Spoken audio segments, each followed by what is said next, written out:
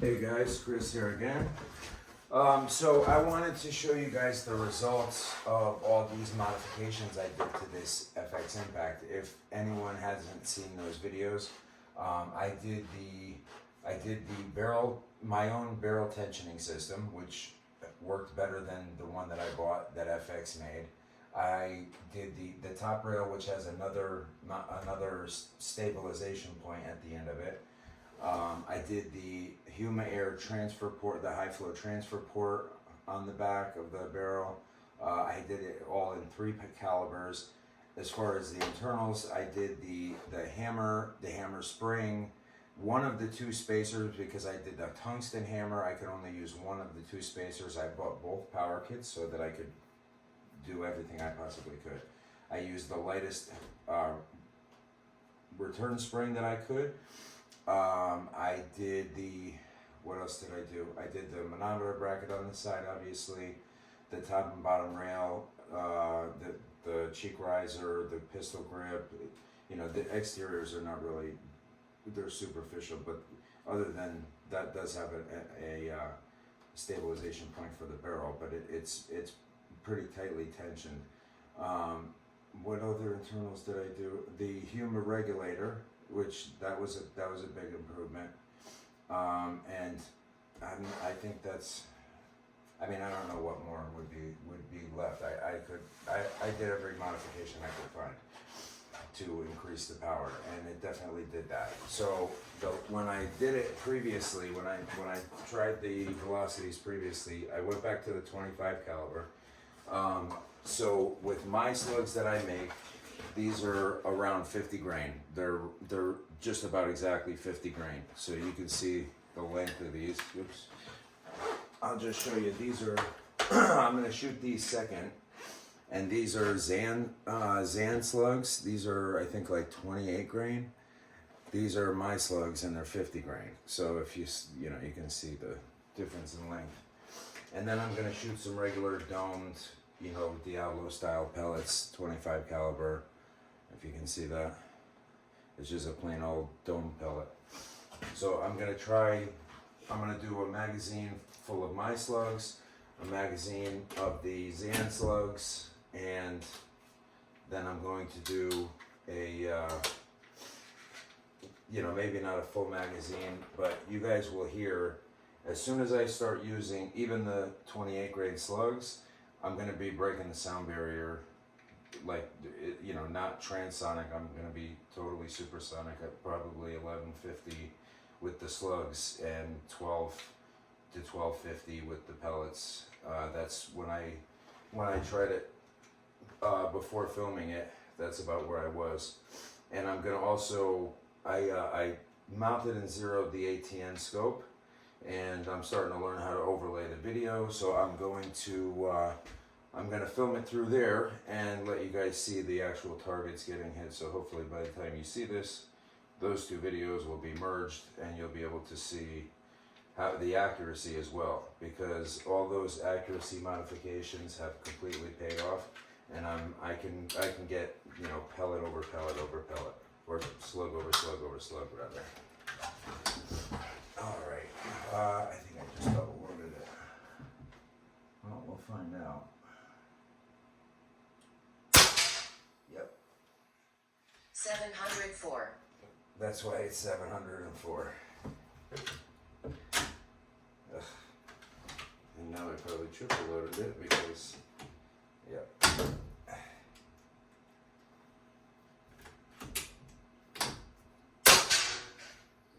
662.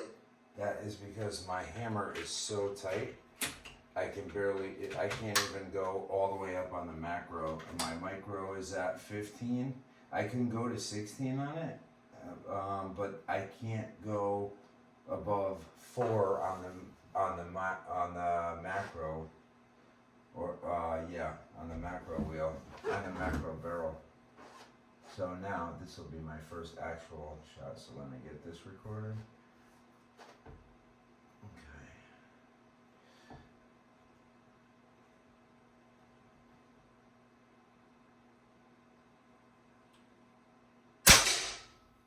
$991.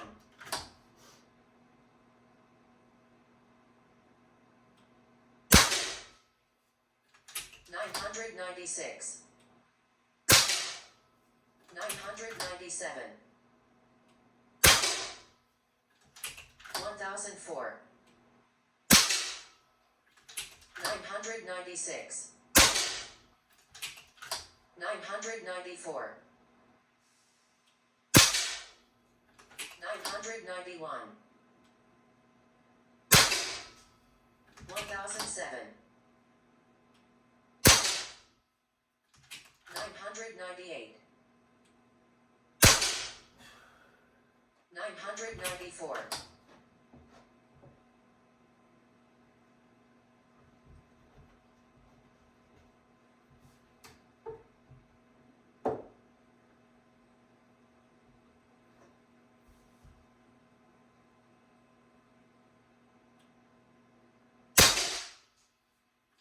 1012,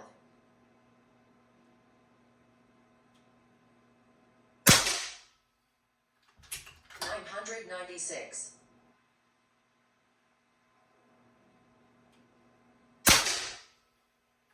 993,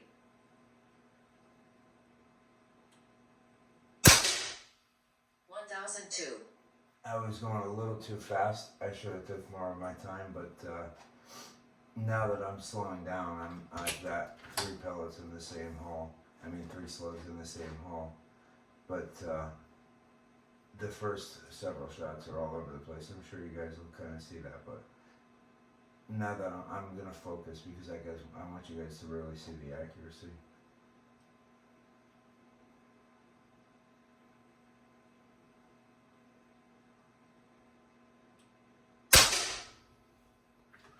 $998,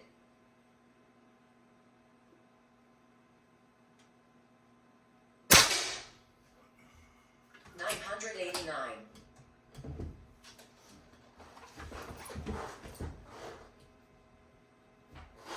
Yeah, it's not going to help.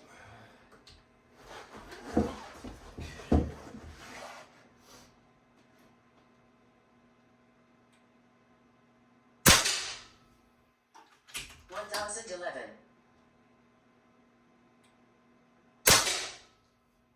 $998, $990, $984, $1,003, $1,004. Alright, so that's a whole magazine. I'm going to do one more just for accuracy on a different target, but that's just to show you the speed.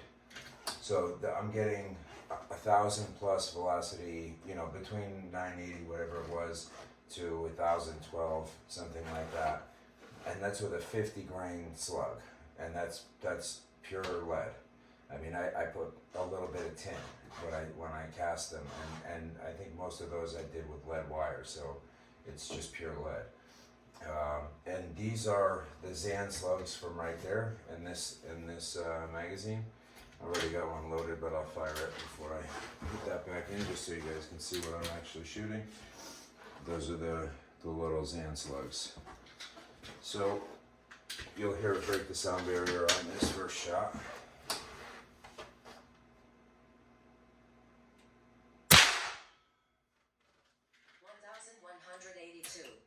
So it's nearly 1,200 with a 28 grain slug. So they've obviously paid off as far as power goes.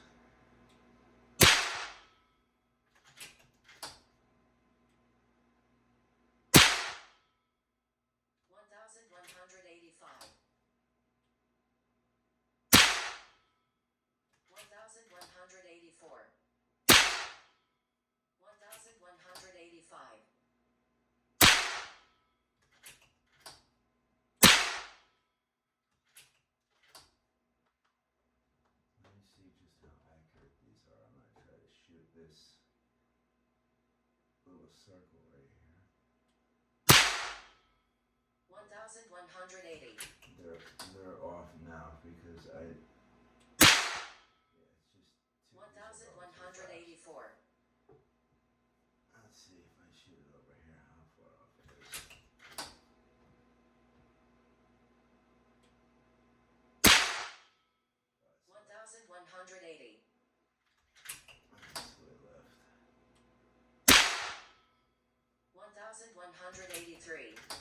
left, but I just went through the same hole twice. 3 times. 1181. 4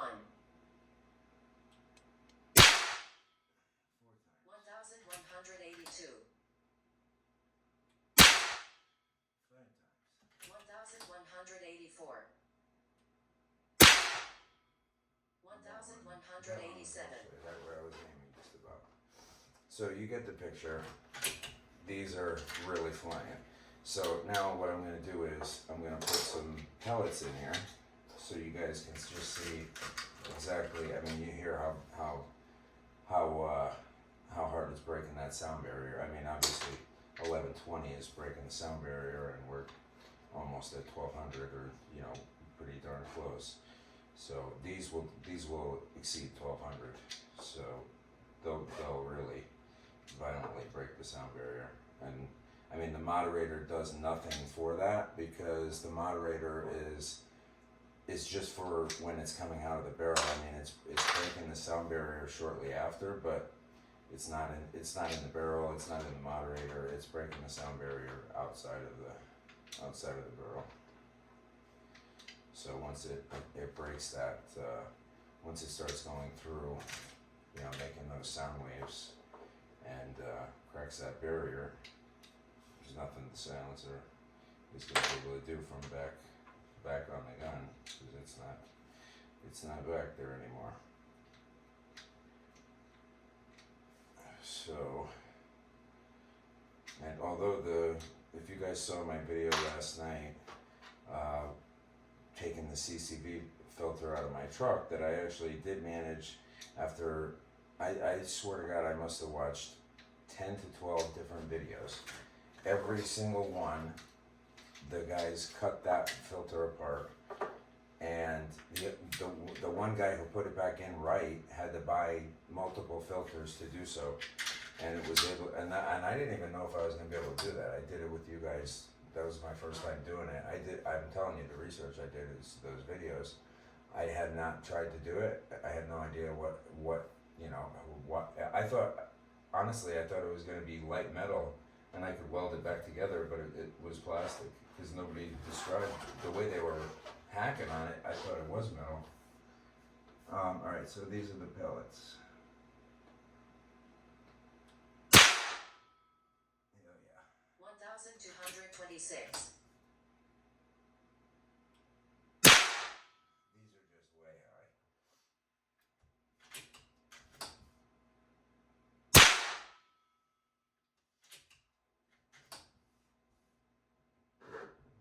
These are duplicates. That was 2 duplicates of the exact same speed. That's why it's not reading it. It says on the chronograph DUP2.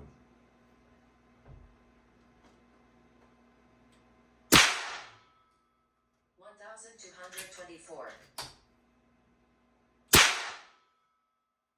1,225. So the thing is, with the FX radar chronograph, it can't read speeds this fast. It can only go to, I think, 1100 feet per second, so even the lighter slugs, it wouldn't have been able to read it that fast. So that came with this gun when I bought it. I bought this on Black Friday in November, and the promotion that they had was to include that chronograph, because FX products can't be discounted ever. It's like, none of them can ever be discounted. None of the discount codes work with them on any of the websites. It's pretty shitty, but I guess you get what you pay for.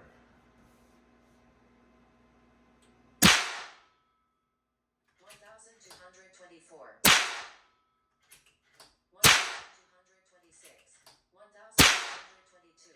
1,228. 1,229. 1,228.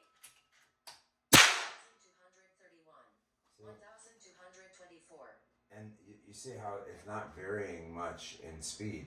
That Huma regulator is so damn quick. It really, that is the difference that thing made. So I'm not going to let another one of these load in. I'm going to go back to my slugs, which is where I zeroed it, because this is what I shoot the squirrels with, because these 50 grain 25s. I mean the 30 caliber. When you hit a squirrel with the 30 out of this gun, it just the squirrel literally like it doesn't jump. It literally lifts off of the tree. The slug hits it with so much energy, it takes the squirrel right up off of its paws or off of its feet or whatever. So it's I figure it's more than enough to use the 25, because I use what grain are the slugs that I use in the 30? I think they're in the 60s. They're in the 60s somewhere, almost 70. And I had to, so for the 25 and 30 caliber magazines, I had to use a Dremel to grind this out on the inside of the magazine cover, because I wouldn't even be able to fit these slugs if I hadn't. Because these are, you know, the if anybody that's watching has an FX Impact, they don't have the deepest slug wells, or you know, the deepest cavities here for the ammunition. But there's always ways around it. They do make different magazines, but I figure the different magazines could only have, there's not much space to work with in there where the magazine goes. So at the very least, they're, you know, making something that's skinnier as it is, and I just made it skinnier, which is kind of the theme here. I mean, don't get me wrong, I spend an obscene amount of money on hobbies like this one, but I save money where I can, and I save money anytime it's something I can do myself, and you guys can too, and that's what I'm trying to show you, is that just about anything other people can do, we can do ourselves. Alright, I'm going for a different target and for accuracy. Alright, I'm going to try to go right for the center of that.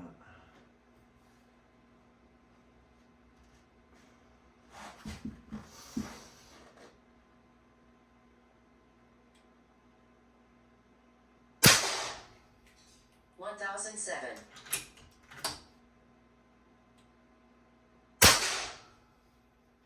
1001.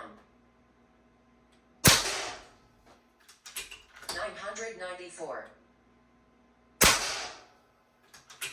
999. 998.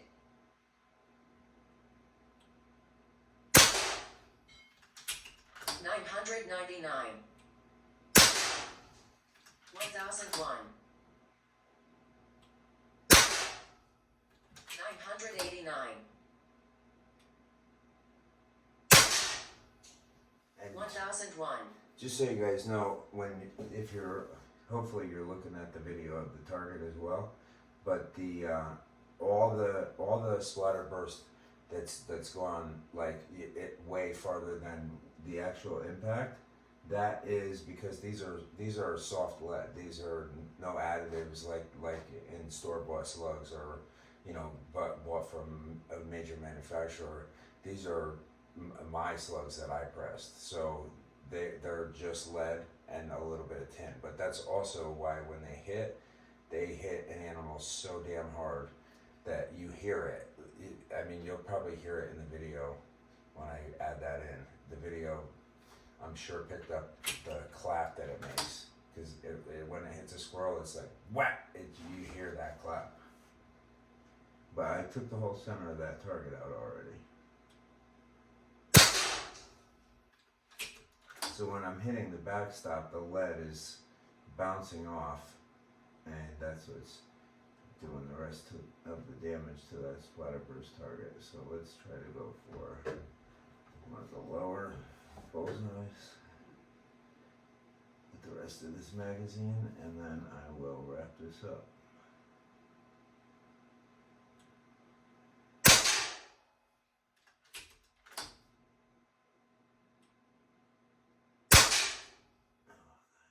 $988. $997.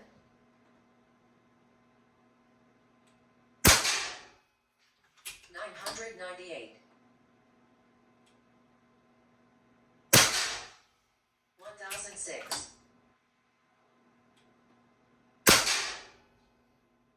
999. So I had one flyer, and all the rest are basically one hole. I'm gonna do 5 more right in that same spot. See if I can get them all in that same hole.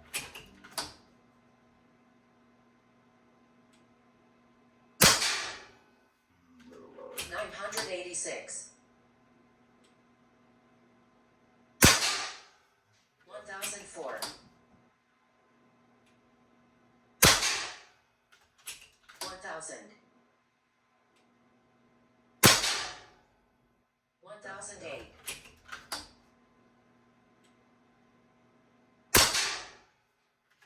998. 1001. So I had 989. I had 2 flyers. Yeah, 2 flyers, and the rest are all one big hole. Very little variation. Yeah. It's just those 2 flyers. Also, I could be using maybe not my tablet, but my MacBook, and show you this can be connected to, and then you can see the scope, and I could put that in the video here, but I think I can overlay it. All right, so that I just wanted to show you guys what came of all that work and all those parts that I put into this gun, because I've made this gun as powerful as you can make it. I mean, I'm sure you could get, you know, maybe 11 or 1200 feet per second without so many modifications with a 22 light pellet, but even these pellets are almost 20 grain. So, and then the lighter slugs are 28, and then these are 50 that I'm getting 1,900 to 980, 90 to 1,000, 1,010 feet per second. So that's pretty fast for a slug that weight out of a gun like this. So I just wanted to let you guys see that the modifications paid off. I got what I wanted. I got extreme accuracy and extreme power out of an air gun, and I could actually go even higher. This regulator can be turned higher. It's at about 185. Yeah, 185, 190. I can actually bring that up over 200. So if I wanted it to be a little more powerful, I could make it more powerful. Maybe adjust the hammer because of the additional air. But I think it's good where it is. It's when you see how fast it takes those swirls out, you'll see. All right, so that's the results of all that work I put into this gun. All right, thanks guys.